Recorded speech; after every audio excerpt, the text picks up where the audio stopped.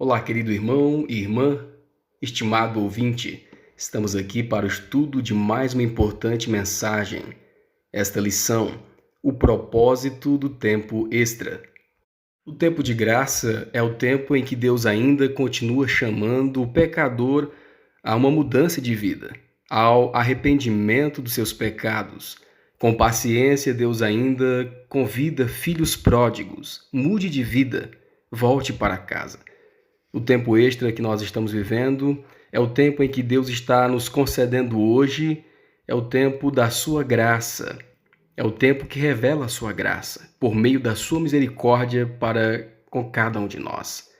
E é o desejo de Deus que todos sejam salvos, mas Ele respeita a nossa decisão pessoal. 2 Pedro 3, verso 9.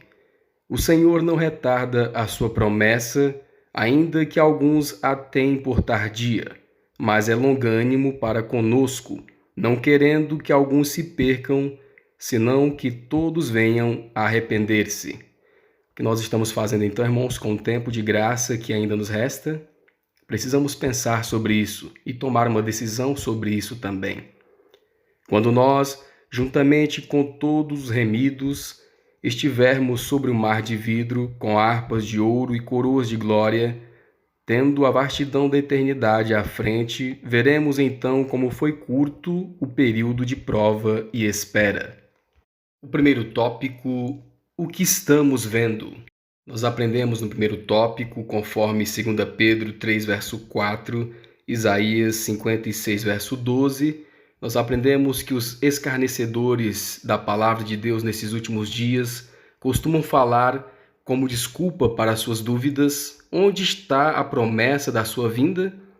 Desdenham e falam: Jesus não disse que ia voltar e até agora nada? Então desdenham da promessa bíblica da volta de Jesus. E essa atitude dos escarnecedores muitas vezes tem contagiado, muitas vezes tem influenciado muito dos que aguardam a volta de Jesus. Pois muitos se voltam para a vida de pecado, para o comodismo, para a intemperança, para a falta de fé e acabam se tornando também um escarnecedor da palavra com a sua vida e com as suas atitudes.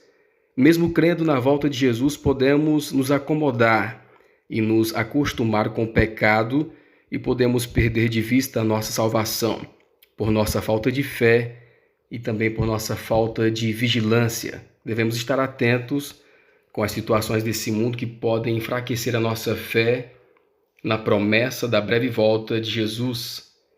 O amor do mundo ocupa tanto nossos pensamentos que nossos olhos não se voltam para cima, mas para baixo, em direção à terra. Estamos sempre apressados, nos envolvendo com zelo e fervor em diferentes projetos, mas nos esquecemos de Deus e não valorizamos o tesouro celestial. Não estamos em uma posição de espera e vigilância. O amor ao mundo e o engano das riquezas ocultam nossa fé, e não ansiamos nem amamos a vinda do nosso Salvador. Nós nos esforçamos demais para cuidar de nós mesmos. Estamos inquietos e precisamos muito de uma confiança firme em Deus. Muitos dos que se preocupam e trabalham inventam e planejam porque temem sofrer necessidades.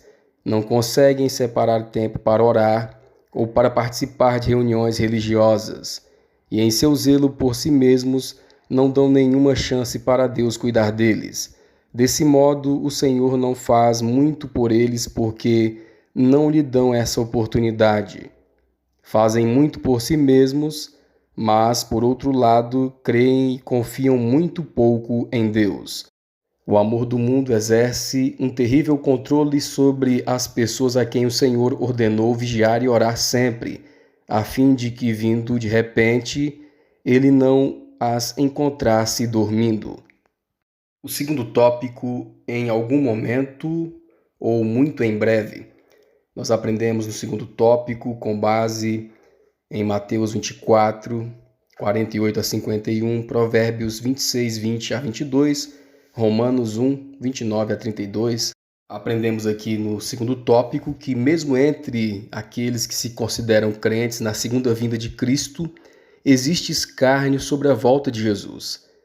Com o estilo de vida, nós podemos então estar escarnecendo da volta de Jesus, vivendo e pensando o meu estilo de vida terreno. Meu Senhor tarde virá, e não faz uma preparação real, não se faz uma mudança de vida.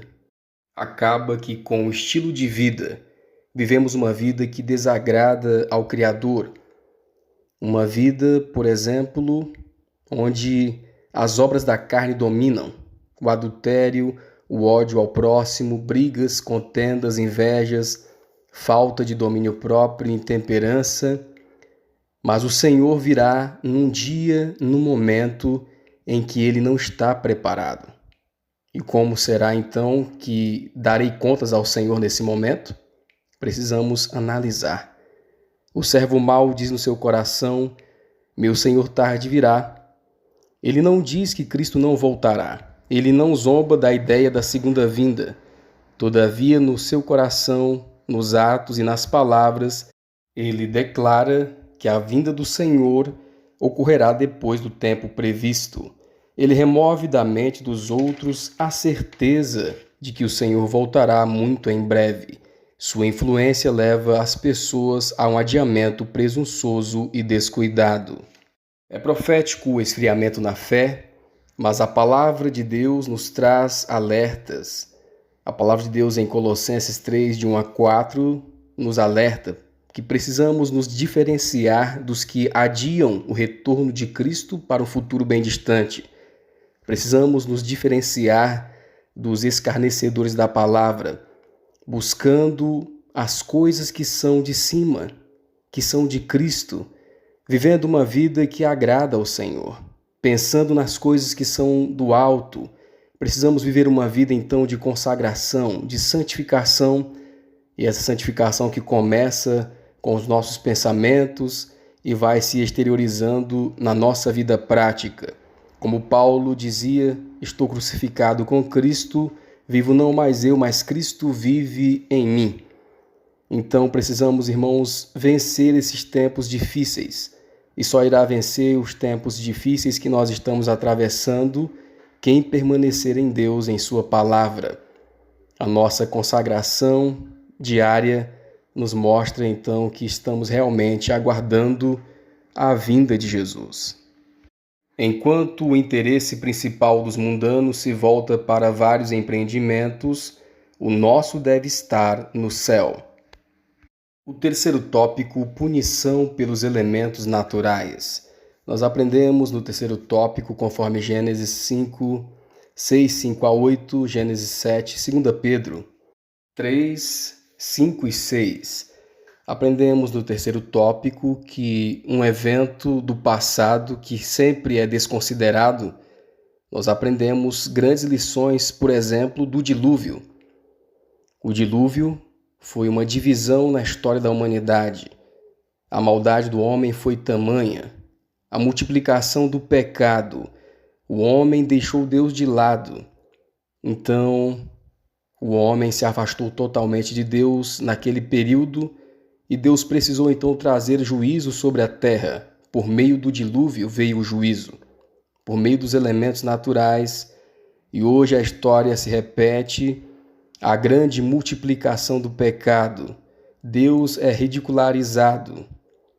E em breve Deus também trará novamente os homens a juízo. A história irá se repetir. Em que grupo nós estaremos? Dos fiéis remanescentes ou dos infiéis? E conforme a palavra do Senhor, em 2 Pedro 3, verso 7, Salmos 11, verso 6, Salmos 59, verso 13, o que está reservado para esse planeta, mas os céus e a terra que agora existem, pela mesma palavra, se reservam como tesouro e se guardam para o fogo, até o dia do juízo e da perdição dos homens ímpios. Então este mundo, irmãos, está reservado para receber os juízos de Deus, os juízos divinos, agora com fogo e enxofre. Toda obra do pai da mentira está anotada nos livros de registro do céu. E aqueles que se entregam ao serviço de Satanás para expor e apresentar à humanidade as mentiras satânicas por preceito e exemplo, receberão de acordo com as suas obras. Raiz e ramos serão destruídos pelos fogos dos últimos dias. O quarto tópico, o incrível Deus eterno. Nós aprendemos no quarto tópico sobre o infinito poder do nosso Criador, e ele nos dá a confiança nas promessas bíblicas, nas promessas divinas de esperança e vida eterna. O quarto tópico, o incrível Deus eterno. Nós aprendemos no quarto tópico sobre o infinito poder do nosso Criador. Ele nos dá a confiança nas suas promessas, nas promessas bíblicas, promessas de esperança e de vida eterna. Para Deus, 1000 anos é como um dia, então Deus tem o poder de transformar a nossa vida, de mudar o tempo. Como Ele fez no passado, Ele também faz hoje e poderá fazer muito mais na nossa vida.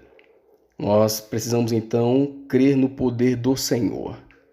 Nós precisamos então crer no seu amor, o poder de Deus, do seu amor eterno. E nesse amor eterno que Deus tem pelo ser humano, Ele providenciou tudo para a nossa salvação.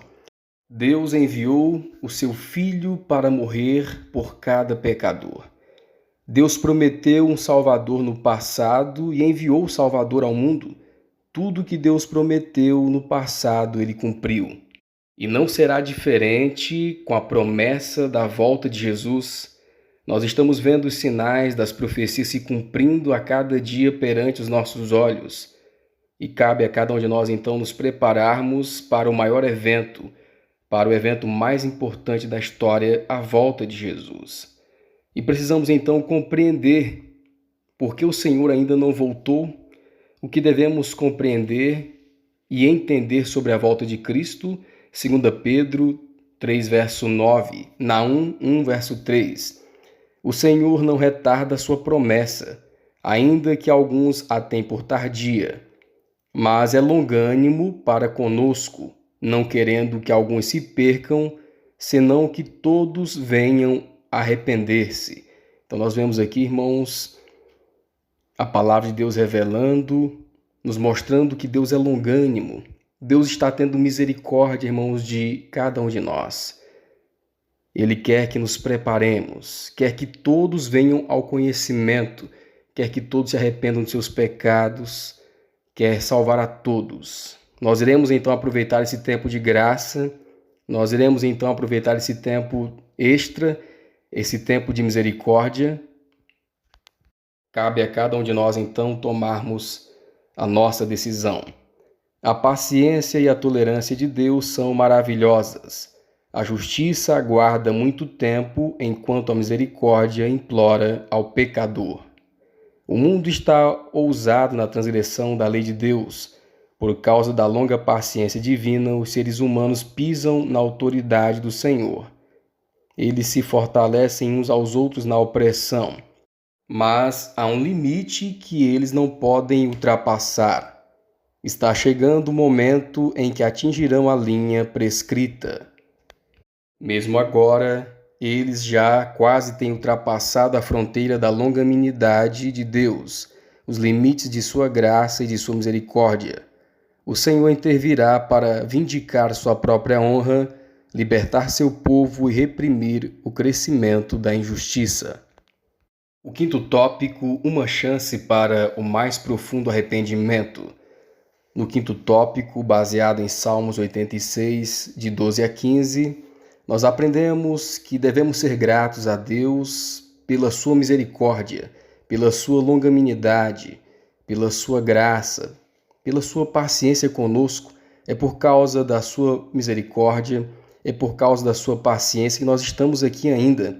É por causa da misericórdia do Senhor que hoje ainda temos tempo para nos arrependermos dos nossos pecados e mudarmos de vida em Cristo Jesus. Querido amigo, estimado irmão, querida irmã, vamos aproveitar esse tempo de graça que o Senhor tem nos dado. De qual forma? O Senhor está disposto a nos ajudar, a nos fortalecer e a nos abençoar, mas devemos passar pelo processo de purificação até que todas as impurezas de nosso caráter sejam queimadas. Cada membro da igreja será submetido à fornalha, mas não para consumir, e sim para purificar. Que Deus nos ajude para compreendermos a sua palavra. Esse é o nosso desejo e a nossa oração.